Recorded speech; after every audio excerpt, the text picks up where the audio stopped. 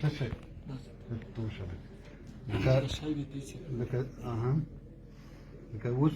موږ ته وویل که نه چې دلته تو سره سپور نشي لرلی په یوه طریقه باندې صحیح شوه ته اوس چې د وړه ماشومه وتی یې چې مو سره یې ظلم یا زیاتی پلور کړی و پلور څه نومیږي معراج دغه تو سره ظلم او زیاتی کړی و اوس د وړه ماشومه وه ټوله کور لروله نو تو چې پر کور کې رانیوه ته پرې خفه کېدې نه والله اوس پې خفه یم اوس پې خفه یم نو دلته تو څه ور دې ورکړه که نه اول دې ووژله بیا نه پس دې ور ورکړه نه جي اور مې نه دی ورکړی دا خو سوي یې ورکړی جي دا خو سوي یې کېدای شي بل چا اور خو چې ما څه کړي وو هغه مې درته ویلي دي ته بیا مخې سره خو نن رواتې که چېرې وکړه نه جي زه خو کلي کې وم